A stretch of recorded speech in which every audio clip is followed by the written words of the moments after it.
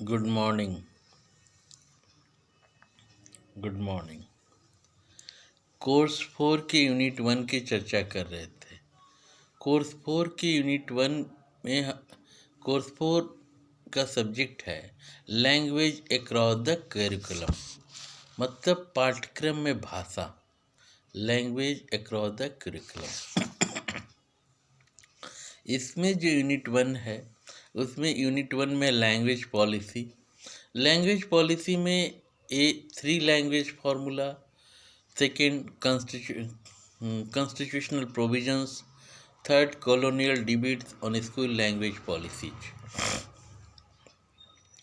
Three language formula के बारे में पिछले क्लासों में हम लोगों ने चर्चा की है, वीडियो के माध्यम से भी अध्ययन किया है, ऑनलाइन भी अध्ययन हुआ है और ये नोट्स भी दिया गया है।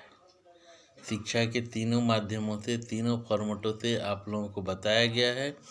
3 लैंग्वेज फार्मूला वीडियो के माध्यम से भी दिया गया है, ऑनलाइन के माध्यम से भी दिया गया है और ये नोट्स के भी माध्यम से दिया गया है। 3 लैंग्वेज फार्मूला के पश्चात हम लोगों ने कॉलोनियल प्रोविजंस की भी चर्चा की है कि संवैधानिक प्रावधान कब लागू हुआ तथा हिंदी भाषा में प्रयोग होने वाले प्रावधानों का उल्लेख कीजिए। इसकी चर्चा हम लोगों ने की है। आज हम लोग नेक्स्ट टॉपिक है colonial debates on school language policies. Okay, colonial debates on school language policies मतलब विद्यालय की भाषा नीतियों पर औपनिवेशिक वाद विवाद। विद्यालय की भाषा नीतियों पर औपनिवेशिक वाद विवाद, colonial debates on school language policies, इसकी चर्चा हम लोग करेंगे। पहली चीज़ जिसमें जो आता है हिंदी में, इंग्लिश में colonial debates on school language policies. विद्यालय की भाषा नीतियों पर औपनिवेशिक वाद विवाद। विद्यालय की भाषा नीतियों पर औपनिवेशिक वाद विवाद, तो औपनिवेशिक की चर्चा करेंगे। विद्यालय की भाषा नीतियाँ, विद्यालय में कौन सी भाषा की नीति अपनाई जाए, कौन सी भाषा अपनाई जाए, कौन सी पॉलिसी अपनाई जाए जिसमें बच्चे अच्छे से समझ पाएँ, क्योंकि शिक्षा का प्रारंभ विद्यालय की कक्षाओं से शुरू होता है। विद्यालय की कक्षाओं से ही शिक्षा का प्रारंभ होता है और सबसे ज़्यादा विविधता विद्यालय की कक्षाओं में ही है। विद्यालय की कक्षाओं में ही सबसे अधिक विविधता है, क्योंकि अलग अलग जाति, धर्म, मजहब, पंथ से बच्चे आते हैं और सीखते हैं। तो विद्यालय से शिक्षा प्रारंभ होकर प्राथमिक विद्यालय, माध्यमिक विद्यालय, विश्वविद्यालय की यात्रा तय होती है। तो विद्यालय की और औपनिवेशिक से तात्पर्य जब एक राष्ट्र दूसरे राष्ट्र पर अपनी नीतियाँ थोपता है, जब एक राष्ट्र दूसरे राष्ट्र पर अपनी नीतियाँ थोपता है और पराधीन राष्ट्र उस राष्ट्र की नीतियों का अनुसरण करता है, तो उसे औपनिवेशिक राष्ट्र कहा जाता है। हमने बताया कि पहले विद्यालय की भाषा नीति, विद्यालय में किन सी भाषा पढ़ाई जाए, कौन सी भाषा का प्रयोग किया जाए। तो इसके पहले सबसे पहले हम लोगों को जानना होगा स्वतंत्रता से पहले की भाषा नीति पर। स्वतंत्रता से पहले की भाषा नीति क्या थी? Language policy before independence day. स्वतंत्रता से पहले भाषा की नीति क्या थी?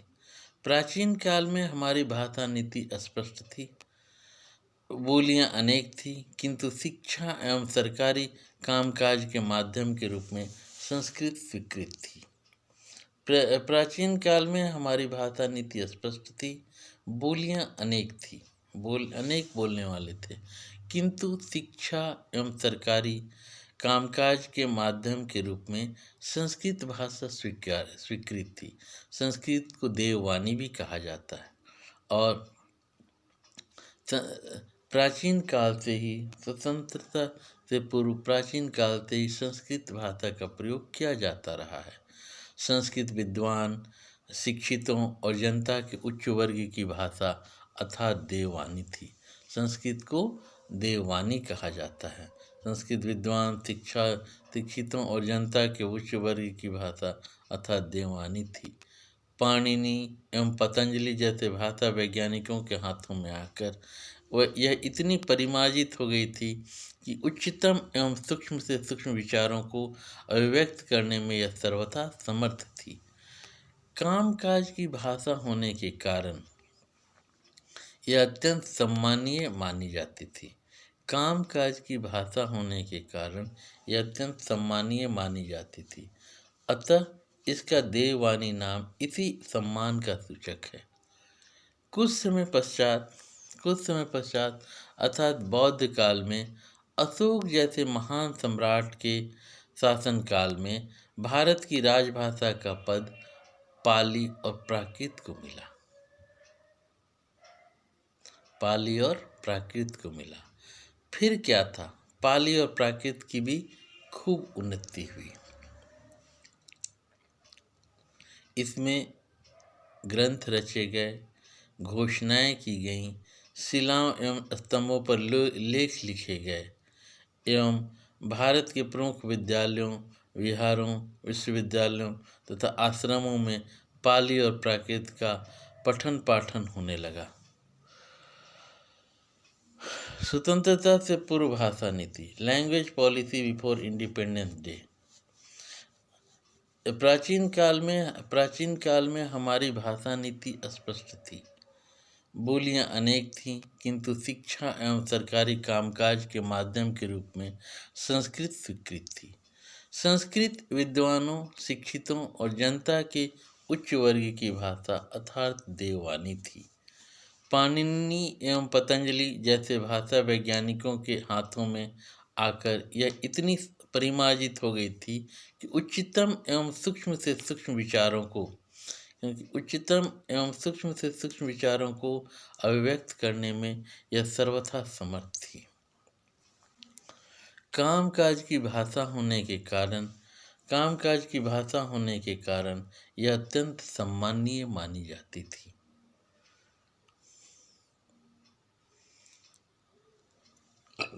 इसका देववाणी नाम इसी सम्मान का सूचक है। कुछ समय पश्चात अर्थात बौद्ध काल में अशोक जैसे महान सम्राट के शासनकाल में भारत की राजभाषा का पद पाली और प्राकृत को मिला। फिर क्या था, पाली और प्राकृत की भी खूब उन्नति हुई।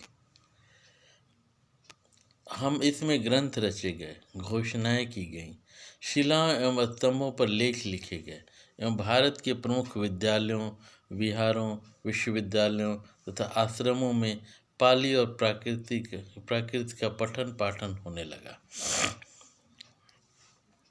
फिर समय बदला, भारत पर मुसलमानों का शासन हुआ।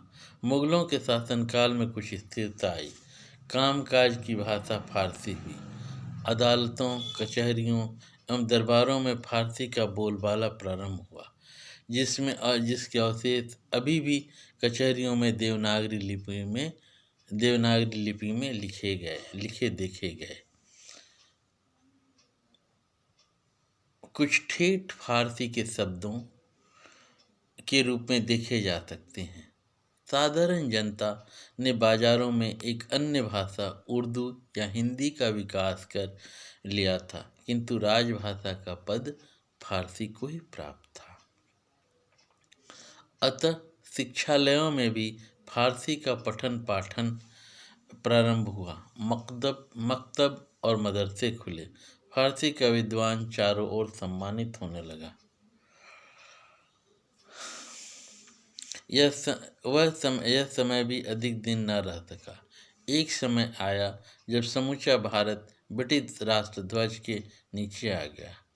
अंग्रेज पहले व्यापार पर ही अपना ध्यान केंद्रित किए हुए थे, किंतु जब बाद में उन्हें राज्य करने का भी चस्का लगा तो भाषा का प्रश्न भी उनके सामने आया।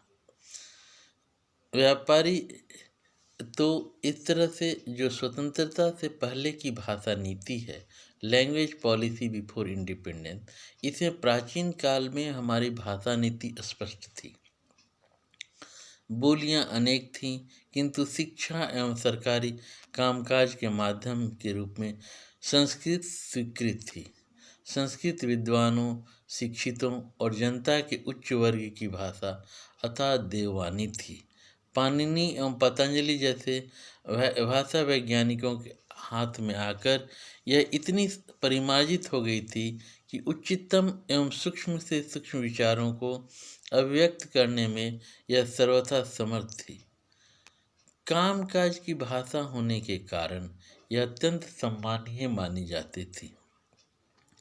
कामकाज की भाषा होने के कारण यह अत्यंत सम्मानीय मानी जाती थी। इसका देववाणी नाम इसी सम्मान का सूचक है। कुछ समय पश्चात अर्थात बौद्ध काल में अशोक जैसे महान सम्राट के शासन काल में भारत की राजभाषा का पद पाली और प्राकृत को मिला। फिर क्या था? पाली और प्राकृत की भी खूब उन्नति हुई। इसमें ग्रंथ रचे गए, घोषणाएं की गईं, शिलाओं एवं स्तंभों पर लेख लिखे गए एवं भारत के प्रमुख विद्यालयों, विहारों, विश्वविद्यालयों तथा आश्रमों में पाली और प्राकृत का पठन पाठन होने लगा।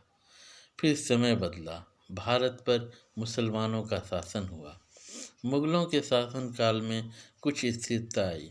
कामकाज की भाषा फारसी हुई। अदालतों, कचहरियों एवं दरबारों में फारसी का बोलबाला प्रारंभ हुआ, जिसके अवशेष अभी भी कचहरियों में देवनागरी लिपि में देखे गए। कुछ ठेठ फारसी के शब्दों के रूप में देखे जा सकते हैं। साधारण जनता ने बाजारों में एक अन्य भाषा उर्दू या हिंदी का विकास कर लिया था, किंतु राजभाषा का पद फारसी को ही प्राप्त था। अतः विद्यालयों में भी फारसी का पठन पाठन प्रारंभ हो गया। मकतब और मदरसे खुले। फारसी का विद्वान चारों ओर सम्मानित होने लगा। यह समय भी अधिक दिन नहीं रह सका। एक समय आया जब समूचा भारत ब्रिटिश राष्ट्रध्वज के नीचे आ गया। एक समय ऐसा भी आया कि समूचा भारतवर्ष ब्रिटिश राजध्वज के नीचे आ गया। अंग्रेज पहले व्यापार पर ही अपना ध्यान केंद्रित किए हुए थे, किंतु जब बाद में उन्हें राज्य करने का भी चस्का लगा तो भाषा का प्रश्न भी उनके सामने आ गया। यह समय भी अधिक दिन नहीं रह सका। एक समय आया जब समूचा भारत ब्रिटिश राष्ट्रध्वज के नीचे आ गया। अंग्रेज पहले अपने व्यापार पर ही अपना ध्यान केंद्रित किए हुए थे, किंतु जब बाद में उन्हें राज्य करने का भी चस्का लगा तो भाषा का प्रश्न भी उनके सामने आया। व्यापारी जहाँ जाता है पहले वहाँ की भाषा के रूप में परिचय प्राप्त करता है। व्यापारियों की एक खूबी होती है, व्यापारी जहाँ भी पहले जाता है पहले भाषा का परिचय प्राप्त करता है। अंग्रेजों ने भी पहले ऐसा ही किया। व्यापारी जहाँ भी जाते हैं पहले वहाँ की भाषा से परिचित होते हैं। अंग्रेजों ने भी पहले ऐसा ही किया, किंतु बाद में उन्हें ऐसा करने की आवश्यकता प्रतीत नहीं हुई। राजकाज की भाषा तो अंग्रेजी थी ही, उधर अंग्रेजी के सौभाग्य से मैकाले की शिक्षा नीति स्वीकृत हो गई। अंग्रेजी के सौभाग्य से मैकाले की शिक्षा नीति स्वीकृत हो गई। ब्रिटिश शासन काल में मैकाले के प्रयासों के पश्चात से ही हमारी भाषा नीति स्पष्ट थी। अंग्रेजी राजभाषा थी। विश्वविद्यालय में उच्च शिक्षा का माध्यम भी अंग्रेजी ही था। उस समय हम अपने शिक्षालयों में अंग्रेजी की बर्तनी रटवाने में ही छात्रों का समय नष्ट करते रहे, फिर भी हम 2% से अधिक भारतीयों को अंग्रेजी ना सिखा सके। परंतु हमारी शिक्षा का आदर्श अंग्रेजी का ज्ञान प्राप्त करना अवश्य रहा। हमारी शिक्षा का आदर्श अंग्रेजी का ज्ञान प्राप्त करना अवश्य रहा। इसलिए भारत के कुछ विद्वान इसलिए भारत के कुछ विद्वान इतनी कुछ विद्वान अंग्रेजी के इतने उच्च कोटि के जानकार हुए कि उनका लोहा अंग्रेज भी मानने लगे। इसलिए भारत में कुछ विद्वान अंग्रेजी के इतने उच्च कोटि के जानकार हो गए कि उनका लोहा अंग्रेज भी मानने लगे। विश्व कवि रविन्द्रनाथ टैगोर की कविताओं पर अंग्रेज भी मुग्ध हो गए और श्रीमती सरोजिनी नायडू को उन्होंने भारत कोकिला की उपाधि ही दे डाली। भारत कोकिला की उपाधि ही दे डाली। इस तरह ब्रिटिश के शासनकाल में मैकाले के प्रयासों के पश्चात हमारी भाषा नीति स्पष्ट थी। अंग्रेजी राजभाषा थी। विश्वविद्यालय में उच्च शिक्षा का माध्यम भी अंग्रेजी था। उस समय हम अपने शिक्षालयों में अंग्रेजी की वर्तनी रटवाने में ही छात्रों का समय नष्ट करते रहे। फिर भी हम 2% से अधिक भारतीयों को अंग्रेजी न शिक्षा दे सके, वरना हमारी शिक्षा का आदर्श अंग्रेजी का ज्ञान प्राप्त करना अवश्य रहा। इसलिए भारत में कुछ विद्वान अंग्रेजी के इतने उच्च कोटि के जानकार हुए कि उनका लोहा अंग्रेज भी मानने लगे। विश्व कवि रविन्द्रनाथ टैगोर की कविताओं पर भी अंग्रेज भी मुग्ध हो गए और श्रीमती सरोजिनी नायडू को उन्होंने भारत कोकिला की उपाधि भी दे डाली। स्वतंत्र भारत की भाषा नीति। Language policy of independence day. पुनः समय बदला। हमारी स्वतंत्रता की बेड़ियां कट गईं। हम स्वतंत्र हुए। स्वतंत्र भारत में सरकार की भाषा संबंधी नीति की दिशा राजाओं ने पहले ही निश्चित कर दी थी। द्वितीय महायुद्ध के पूर्व जब चक्रवर्ती राजगोपालाचारी जी ने के हाथों में मद्रास प्रदेश की बागडोर आई तो उन्होंने उसी दिशा में तमिलनाडु का मार्गदर्शन किया। मद्रास की दोनों व्यवस्थापिका समस्याओं में हिंदी विरोध का दृढ़तापूर्वक सामना करते हुए राजा जी ने हिंदी के राष्ट्रभाषा होने का प्रस्ताव पास कराया और कहा कि सरकार की नीति इस संबंध में यही है कि हिंदी का जो भारत के अधिकांश भागों में बोली जाती है कामचलाऊ ज्ञान हो जाए। हिंदी का जो भारत के अधिकांश भागों में बोली जाती है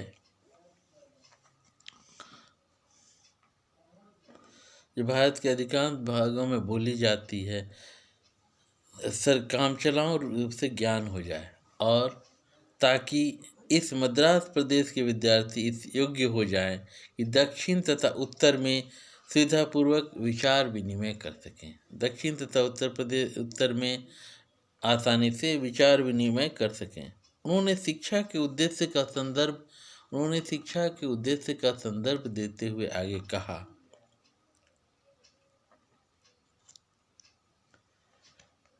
निष्कर्ष यह है कि हिंदी का गंभीर ज्ञान प्राप्त करना भारत के सभी लोगों के लिए शिक्षा का उद्देश्य होना चाहिए। हिंदी का गंभीर ज्ञान प्राप्त करना भारत के सभी लोगों के लिए शिक्षा का उद्देश्य होना चाहिए। स्वतंत्र भारत की सरकारी भाषा नीति और शिक्षा की दिशा का स्पष्ट चित्र उस समय राजा जी के मस्तिष्क में था। बाद में वे अपने विचार से डिग गए और भाषा नीति को उन्होंने अस्पष्ट बना दिया अस्पष्ट बना दिया।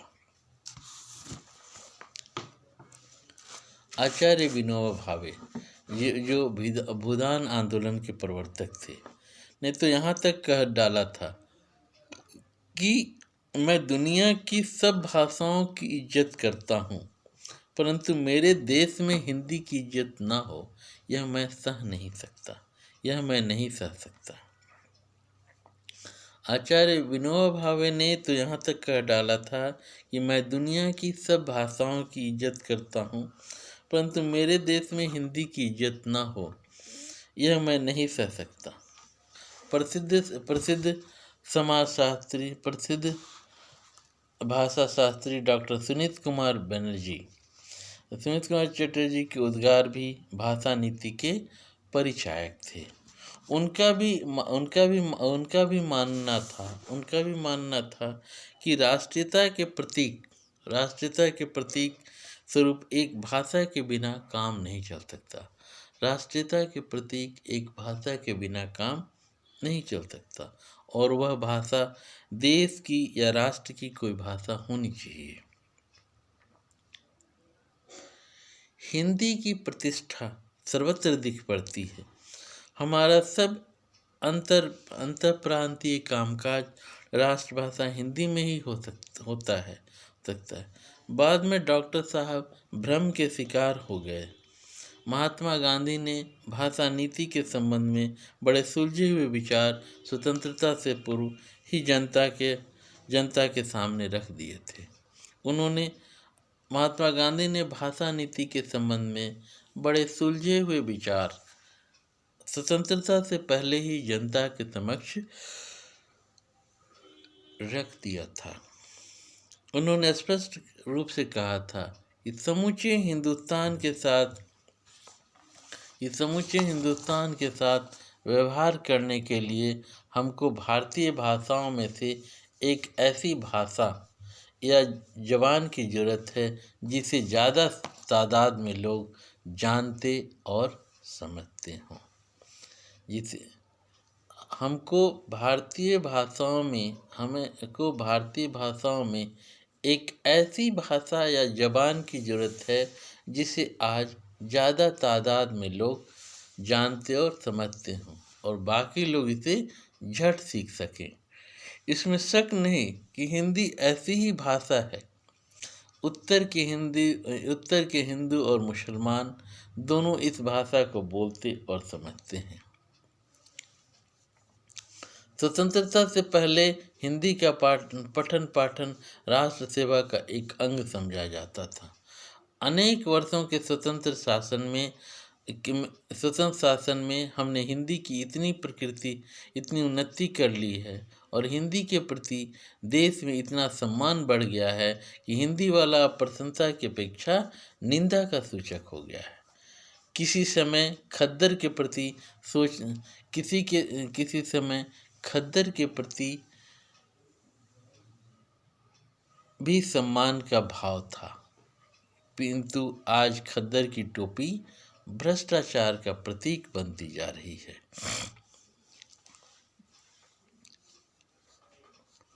हमको भारतीय भाषाओं में से एक भाषा या जबान की ज़रूरत है जिसे आज ज़्यादा तादाद में लोग जानते और समझते हैं, और बाकी लोग जिसे झट सीख सकें। इसमें शक नहीं कि हिंदी ऐसी ही भाषा है। उत्तर के हिंदू और मुसलमान दोनों इस भाषा को बोलते और समझते हैं।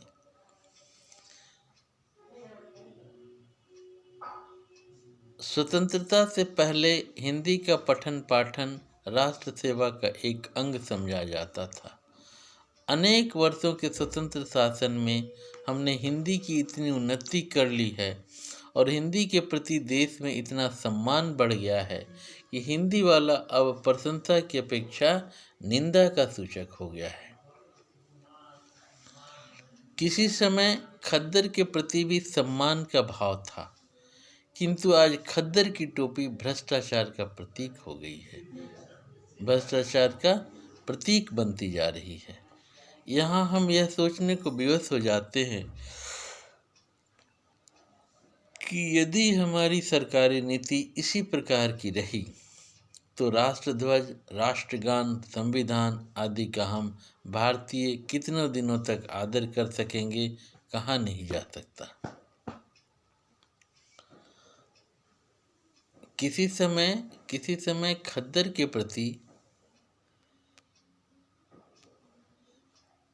सम्मान का भाव था, किंतु आज खद्दर की टोपी भ्रष्टाचार का प्रतीक बनती जा रही है। यहाँ हम यह सोचने को विवश हो जाते हैं कि यदि हमारी सरकारी नीति इसी प्रकार की रही तो राष्ट्रध्वज, राष्ट्रगान, संविधान आदि का हम भारतीय कितने दिनों तक आदर कर सकेंगे? कहाँ नहीं जा सकता। शायद ये सभी प्रश्न एक साथ जुड़े हुए हैं, इसे अलग नहीं किया जा सकता। शायद यहाँ हम यह सोचने को विवश हो जाते हैं कि यदि हमारी सरकारी नीति ऐसी ही रही तो इसी प्रकार की रही तो राष्ट्रध्वज, राष्ट्रगान, संविधान आदि का हम भारतीय कितने दिनों तक आदर कर सकेंगे? कहाँ नहीं जा सकता। शायद ये सभी प्रश्न एक साथ जुड़े हुए हैं, इसमें पृथक नहीं किया जा सकता। नागालैंड ने अपनी क्षेत्रीय भाषा अंग्रेजी घोषित की है। भारतीय संविधान, राष्ट्रध्वज, राष्ट्रगान आदि का तो नागालैंड के अंतर्मन में कितना सम्मान है, इसी बात से पता लगाया जा सकता है कि अलगाव की प्रवृत्ति अभी भी वहाँ पर है। पता लगाया जाता है कि अलगाव की प्रवृत्ति अभी भी वहाँ पर है। तमिलनाडु में हिंदी का अत्यधिक विरोध हुआ। वहाँ पर द्रविड़ मुनेत्र कड़गम का किसी समय आदर्श था कि भारत से अलग द्रविड़स्तान बनाया जाए। राष्ट्रीय ध्वज और संविधान की होली जिस प्रकार तमिलनाडु में जलाई गई, राष्ट्रीय ध्वज और संविधान की होली जिस प्रकार तमिलनाडु में जलाई गई, उसे तमिलनाडु के देशभक्त अभी तक नहीं भूल सके हैं। अहिंदी भाषी राज्यों में ही नहीं, हिंदी भाषी राज्यों में भी हिंदी के प्रति उदासीनता दिखाई पड़ती है। सरकारें तो प्रयास करती हैं, किंतु सामान्य नागरिक भी हिंदी के प्रति उदासीन सा दिखाई पड़ता है। शिक्षण संस्थाएं भी अपना कर्तव्य ठीक से नहीं निभा रही हैं।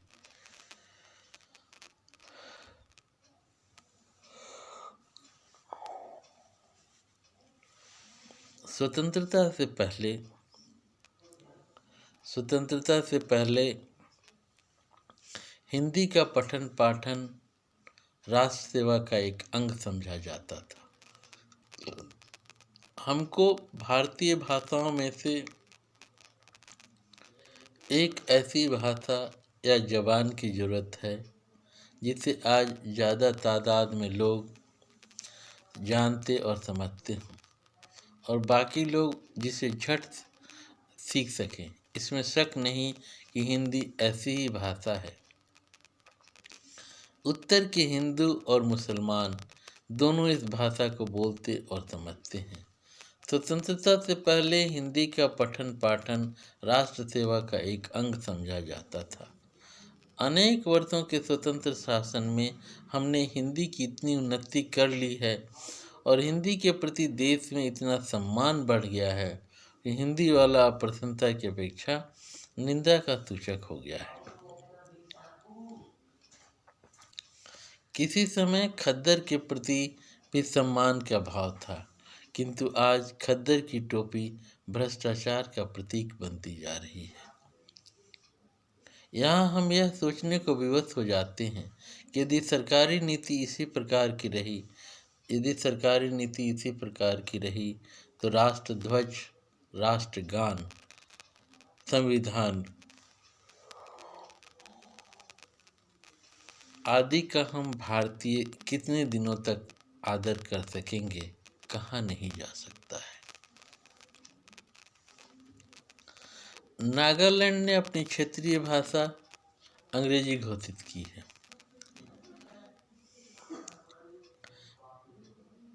भारतीय संविधान, राष्ट्रध्वज, राष्ट्रगान आदि का तो नागालैंड के अंतर्मन में कितना सम्मान है, और इसी बात से पता लगाया जा सकता है कि अलगाव की प्रवृत्ति अभी भी वहाँ पर है। तमिलनाडु में हिंदी का अत्यधिक विरोध हुआ। वहाँ पर द्रविड़ त्रिमुनित्र कड़गम का किस समय आदर्श था कि भारत से अलग द्रविड़स्तान बनाया जाए, राष्ट्रीय ध्वज द्रविड़स्तान बनाया जाए, राष्ट्रीय ध्वज और संविधान की होली जिस प्रकार तमिलनाडु में जलाई गई, उसे तमिलनाडु के देशभक्त अभी तक नहीं भूल सके हैं। और हिंदी भाषा राज्यों में ही नहीं, हिंदी भाषी राज्यों में भी हिंदी के प्रति उदासीनता दिखाई पड़ती है। सरकारें तो प्रयास करती ही हैं, किंतु सामान्य नागरिक भी हिंदी के प्रति उदासीनता दिखाई पड़ता है। शिक्षण संस्थाएं भी अपना कर्तव्य ठीक से नहीं निभा रही हैं। स्वतंत्रता प्राप्ति के पश्चात लगभग 2 वर्ष तक हमने खूब शोर मचाया कि भारत की राजभाषा हिंदी होगी। स्वतंत्रता प्राप्ति के पश्चात लगभग 2 वर्ष तक हमने खूब शोर मचाया कि भारत की राजभाषा हिंदी होगी। इसका परिणाम यह हुआ कि सारे देश में हिंदी पठन पाठन की ओर लोगों की रुचि बढ़ी।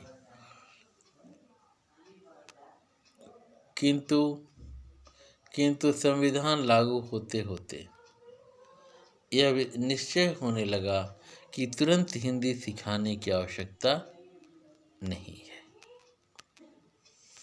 स्वतंत्रता प्राप्ति के पश्चात लगभग 2 वर्ष तक हमने खूब शोर मचाया कि भारत की राजभाषा हिंदी होगी।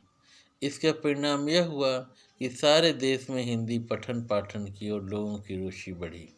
किंतु संविधान लागू होते होते यह निश्चय होने लगा कि तुरंत हिंदी सिखाने की आवश्यकता ही नहीं है। 15 वर्ष की लंबी अवधि इस कार्य के लिए रखी गई और बाद में भी निश्चय की स्थिति का दर्शन नहीं मिलता था।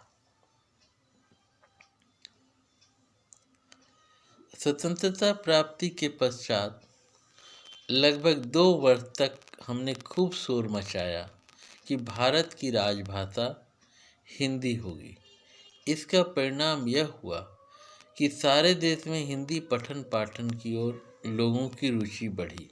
किंतु संविधान के लागू होते होते यह निश्चय होने लगा कि तुरंत हिंदी सिखाने की आवश्यकता नहीं है।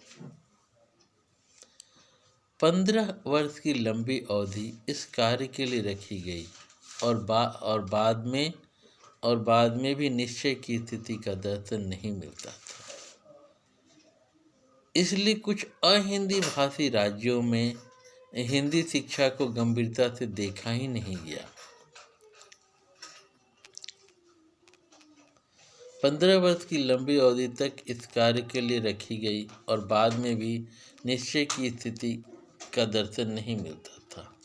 हालांकि कुछ हिंदी भाषी राज्यों में हिंदी शिक्षा को गंभीरता से देखा ही नहीं गया।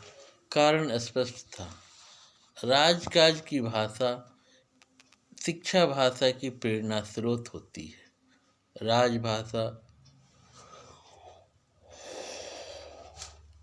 अंग्रेजी चल रही थी, अतः तमिलनाडु में हिंदी शिक्षण के नाम पर कोई विशेष कार्य नहीं हुआ। अन्य राज्यों में हिंदी शिक्षा पर ध्यान दिया गया, किंतु कुछ में उसकी उपेक्षा की गई। तमिलनाडु में हिंदी को स्कूलों में अनिवार्य नहीं बनाया गया। हिंदी में परीक्षा ली जाती थी, फिर भी उससे अग्रिम कक्षा मिलने या न मिलने पर प्रभाव नहीं पड़ता था। चाहे छात्र फेल हो या पास, आगे की कक्षा में चढ़ा दिया जाता था। इसलिए स्कूलों में हिंदी पनप ना सकी। कभी हिंदी 6ठी कक्षा से पढ़ाई जाती तो कभी 7वीं से, अंततः वह 9वीं से पढ़ाई जाने लगी। स्पष्ट है कि हिंदी शिक्षा की ओर सरकार का ध्यान इतना नहीं रहा जितना होना चाहिए था। अन्य राज्यों में भी हिंदी की शिक्षा के विषय में उत्साह धीरे धीरे कम होता गया। हिंदी भाषी राज्यों में भी सरकार की लचर भाषा नीति का प्रभाव पड़ा। आज़ाद भारत में सांस लेने वाले छात्र के मन में अंग्रेजी के प्रति निष्ठा कम होती गई और उसने अंग्रेजी शिक्षण को भार स्वरूप समझा। किंतु इस स्थिति से हिंदी शिक्षण के स्तर में कोई विशेष सुधार नहीं हुआ। कुछ तो मातृभाषा समझकर और कुछ ढुलमुल सरकारी भाषा नीति के कारण छात्र हिंदी शिक्षा को गंभीरता से नहीं देख सके। परिणाम स्पष्ट है। हिंदी भाषी प्रदेशों के बहुत से छात्र ना तो अंग्रेजी में और न हिंदी में और न हिंदी में ही भाव ग्रहण एवं भाव व्यक्ति की उच्च कोटि की योग्यता प्राप्त कर सके।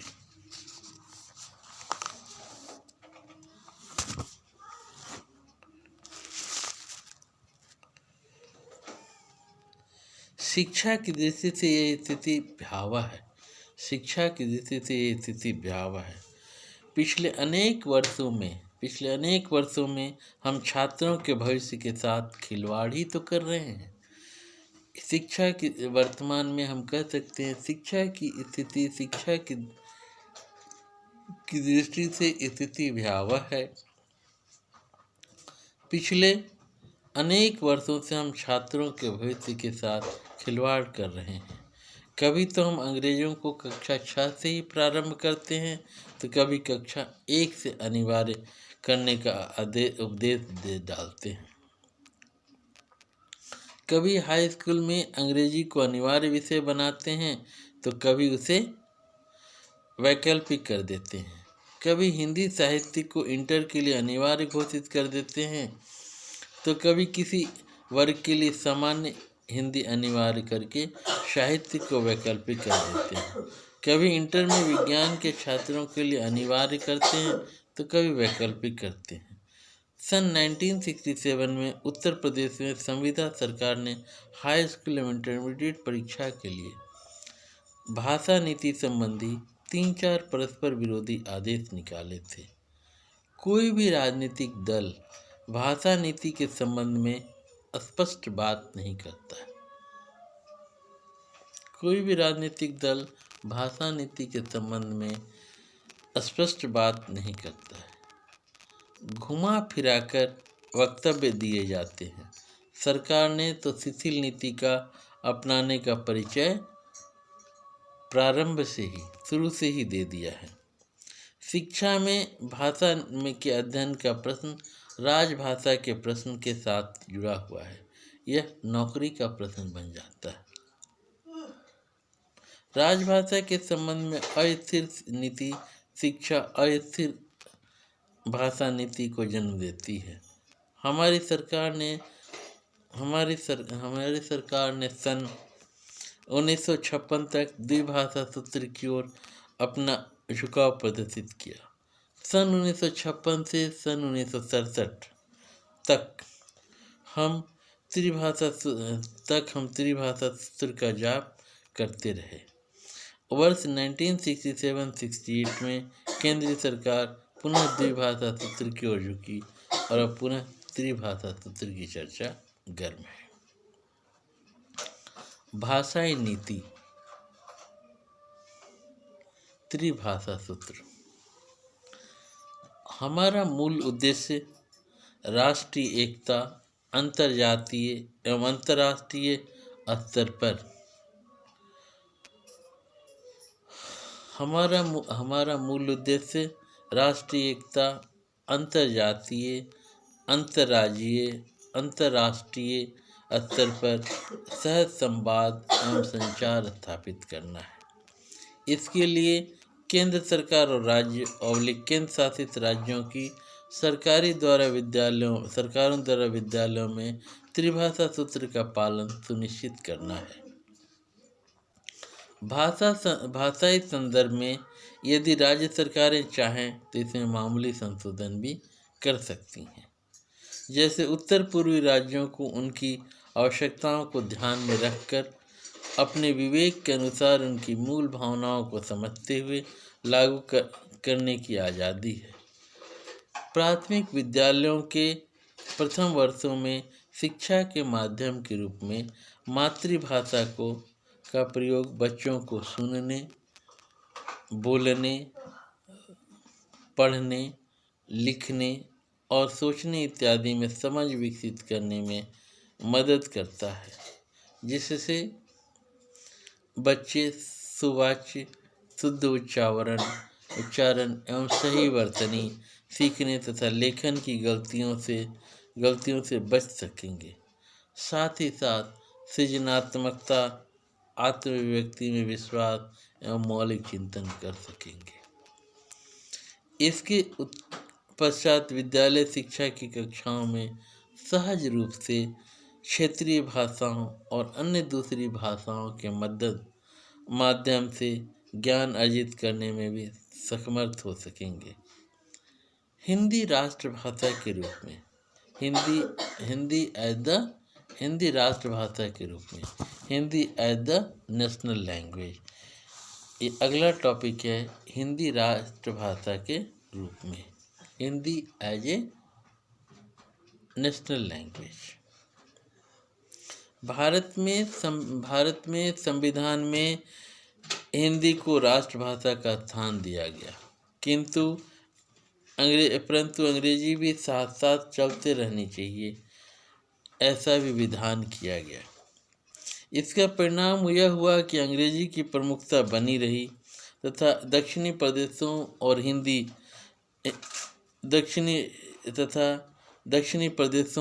अहिंदी प्रदेशों ने हिंदी का विरोध करना आरंभ कर दिया और अंग्रेजी को महत्व दिया। भारत में संविधान में हिंदी को राष्ट्रभाषा का स्थान दिया गया, परंतु अंग्रेजी भी साथ साथ चलती रहनी चाहिए, ऐसा भी विधान किया गया। इसका परिणाम यह हुआ कि अंग्रेजी की प्रमुखता बनी रही तथा दक्षिणी प्रदेशों और अहिंदी प्रदेशों में हिंदी का विरोध करना प्रारंभ कर दिया और अंग्रेजी को महत्व दिया गया। आरंभ में हिंदी का विरोध नहीं था, क्योंकि राष्ट्रीय एकता और भावात्मक एकता का प्रश्न प्रमुख था। अंग्रेजों और अंग्रेजी का विरोध सभी ने किया और हिंदी को राष्ट्रभाषा के रूप में सभी ने स्वीकार किया। जिस प्रकार अंग्रेजों को देश से निकाला गया, उस प्रकार अंग्रेजी का निष्कासन नहीं हुआ। जिस प्रकार अंग्रेजों को देश से निकाला गया, उस प्रकार अंग्रेजी का निष्कासन नहीं हुआ। राजा और अहिंदी प्रदेशों में अंग्रेजी को अपनाया, जबकि राष्ट्रभाषा अपने ही देश में की भाषा होनी चाहिए। विदेशी भाषा को राष्ट्रभाषा के रूप में प्रयुक्त करना दासता का प्रतीक है। इस संबंध में अनेक तर्क दिए जाते हैं। पहला ये तर्क दिया जाता है कि हिंदी में वे सभी गुण हैं जो एक राष्ट्रभाषा में होना चाहिए। हिंदी में वे सभी गुण हैं जो एक राष्ट्रभाषा में होने चाहिए। हिंदी सबसे अधिक प्रयुक्त होने वाली भाषा है। सभी प्रदेशों के निवासी इसे सरलता से बोधगम्य कर सकते हैं। यह एक विशाल क्षेत्र की मातृभाषा है। हिंदी का राष्ट्रभाषा होना अधिक व्यवहारिक तथा गौरव की बात है।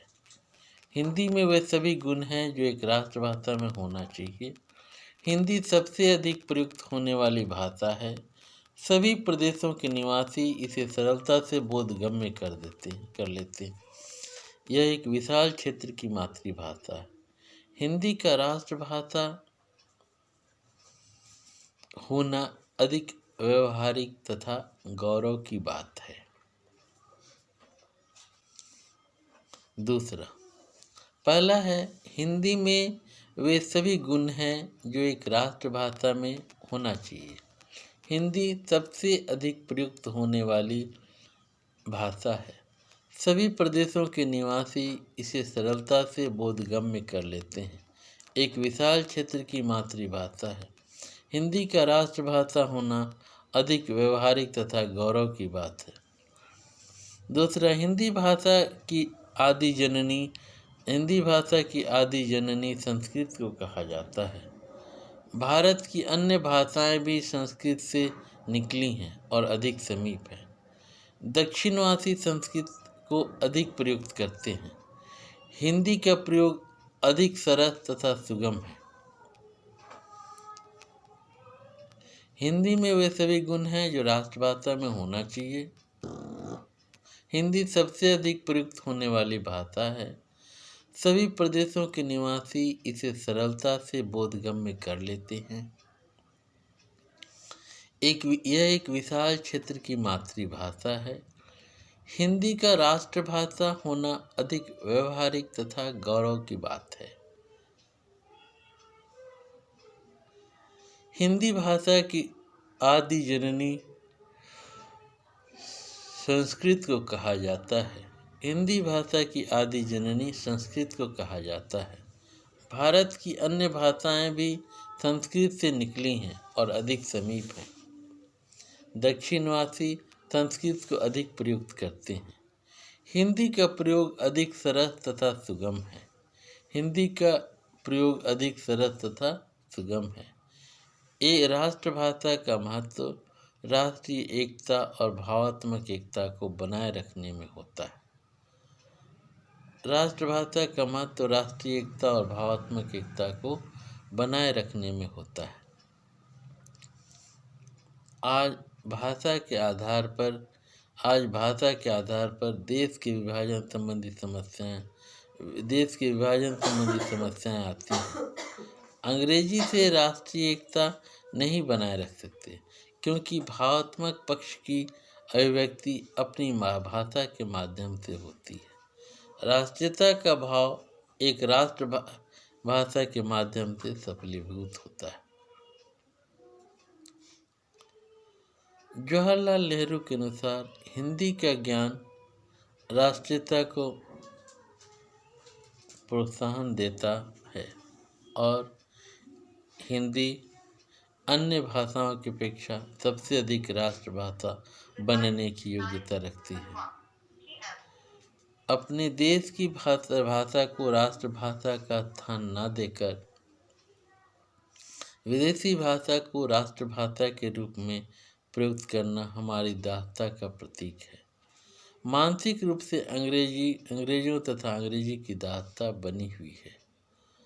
राजर्षि टंडन कहते हैं कि हिंदी को राष्ट्रभाषा इसलिए नहीं मानता कि उसे अधिकांश व्यक्ति बोलते और समझते हैं। हिंदी को राष्ट्रभाषा इसलिए नहीं मानता कि इसे अधिकांश व्यक्ति बोलते और समझते हैं।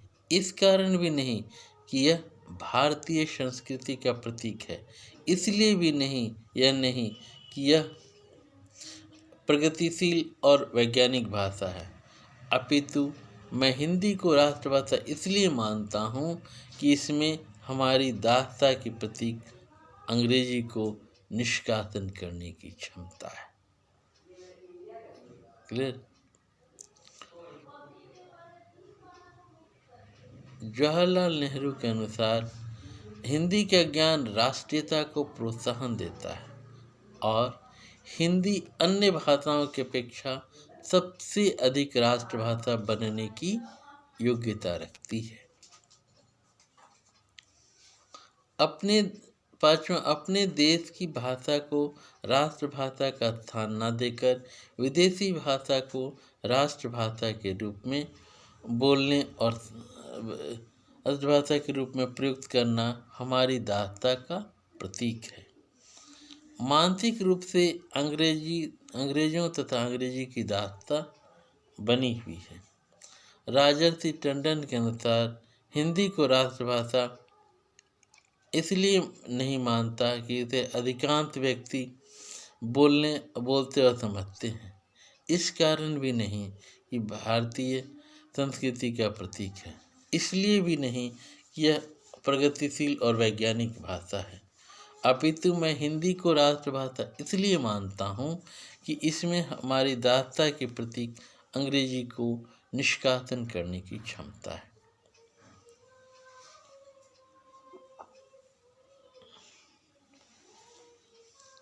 भारतीय धार्मिक चारों धामों बद्रीनाथ, पुरी, रामेश्वरम तथा द्वारिका में हिंदी का बाहुल्य है।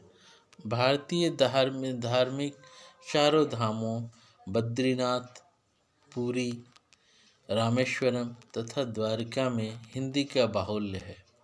यह धार्मिक स्थल भी राष्ट्रीय एकता को प्रोत्साहन देते हैं।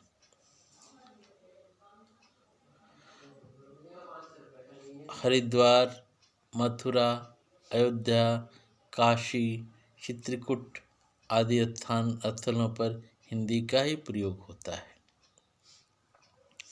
भारतीय धार्मिक चारों धामों बद्रीनाथ, पुरी, रामेश्वरम तथा द्वारका में हिंदी का बाहुल्य है। यह धार्मिक स्थल भी राष्ट्रीय एकता को प्रोत्साहन देते हैं। हरिद्वार, मथुरा, अयोध्या, काशी, चित्रकूट आदि स्थलों पर हिंदी का ही प्रयोग होता है।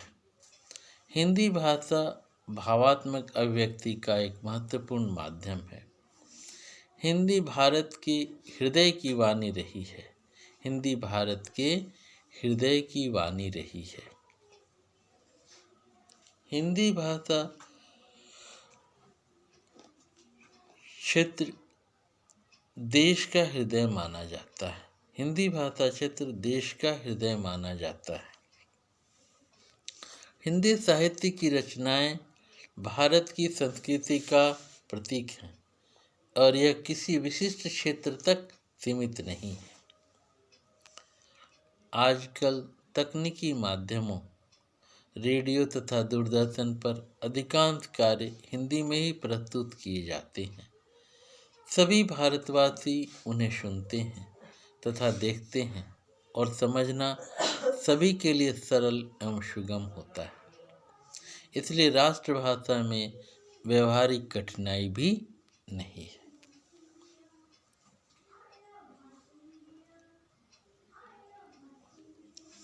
हिंदी भाषा में उन सभी गुणों का समावेश है जिसके बल पर वह विश्व की साहित्यिक भाषाओं की श्रेणी में स्थान ले सकती है।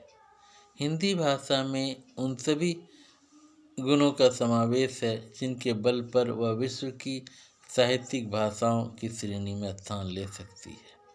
अटल बिहारी वाजपेयी ने विदेश मंत्री के समय में संयुक्त राष्ट्र की भाषाओं में स्थान दिलाया था।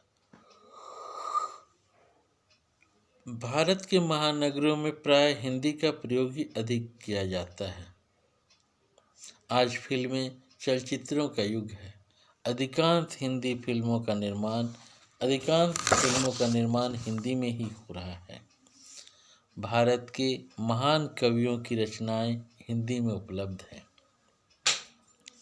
हिंदी प्रेमी तथा हिंदी केंद्रीय संस्थान हिंदी के प्रचार एवं प्रसार में केवल भारत में नहीं अपितु अन्य प्रदेशों में भी प्रयत्नशील हैं। हिंदी प्रगति एवं विरोध के बीच की अवस्था में है। हिंदी प्रगति के बीच की अवस्था में है। इस प्रकार हिंदी में वे सभी गुण हैं जो एक राष्ट्रभाषा के रूप में होने चाहिए या जो एक राष्ट्रभाषा में होना चाहिए। हिंदी सबसे अधिक प्रयुक्त होने वाली भाषा है। सभी प्रदेशों के निवासी इसे सरलता से बोधगम्य कर लेते हैं। यह एक विशाल क्षेत्र की मातृभाषा है। हिंदी का राष्ट्रभाषा होना अधिक व्यवहारिक तथा गौरव की बात है। हिंदी का राष्ट्रभाषा होना अधिक व्यवहारिक तथा गौरव की बात है। हिंदी भाषा की आदि जननी हिंदी भाषा की आदि जननी संस्कृत को कहा जाता है। भारत की अन्य भाषाएं भी संस्कृत से निकली हैं और अधिक समीप हैं। दक्षिणवासी संस्कृत को अधिक प्रयुक्त करते हैं। हिंदी का प्रयोग अधिक सरल तथा सुगम है और सरस भी है। हिंदी भाषा की विशेषता यह है कि इसमें ध्वनि और लिपि में साम्य होने के कारण उसे बोधगम्य करना तथा सीखना सरल है। हिंदी के अक्षरों का उच्चारण एक ही होता है। हिंदी वैज्ञानिक विधि से सीखी जाती है। एक भाषा का महत्व तो राष्ट्रीय एकता और भावात्मक एकता को बनाए रखने में होता है। आज भाषा के आधार पर देश के विभाजन संबंधी समस्याएं आती हैं। अंग्रेजी से राष्ट्रीय एकता नहीं बनाए रखे जा सकते, क्योंकि भावात्मक पक्ष की अभिव्यक्ति अपनी भाषा के माध्यम से होती है। राष्ट्रीयता का भाव राष्ट्रभाषा के माध्यम से सफलीभूत होता है। राष्ट्रीयता का भाव राष्ट्रभाषा के माध्यम से सफलीभूत होता है। जवाहरलाल नेहरू के अनुसार हिंदी का ज्ञान राष्ट्रीयता को प्रोत्साहन देता है और हिंदी अन्य भाषाओं की अपेक्षा सबसे अधिक राष्ट्र भाषा बनने की योग्यता रखती है। अपने देश की भाषा को राष्ट्रभाषा का स्थान न देकर विदेशी भाषा को राष्ट्रभाषा के रूप में प्रयुक्त करना हमारी दासता का प्रतीक है। मानसिक रूप से अंग्रेजों तथा अंग्रेजी की दासता बनी हुई है। मानसिक रूप से अंग्रेजों तथा अंग्रेजी की दासता बनी हुई है।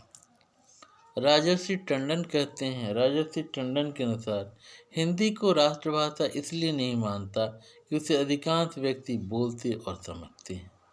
इस कारण भी नहीं कि यह भारतीय संस्कृति का प्रतीक है, इसलिए भी नहीं कि यह प्रगतिशील और वैज्ञानिक भाषा है, अपितु मैं हिंदी को राष्ट्रभाषा इसलिए मानता हूँ कि इसमें हमारी दासता के प्रतीक अंग्रेजी को निष्कासन करने की क्षमता है। भारतीय धार्मिक चारों धामों बद्रीनाथ, पुरी, रामेश्वरम तथा द्वारका में हिंदी का बाहुल्य है। यह धार्मिक स्थल भी राष्ट्रीय एकता को प्रोत्साहन देते हैं। हरिद्वार, मथुरा, अयोध्या, काशी, चित्रकूट आदि स्थलों पर हिंदी का ही प्रयोग होता है।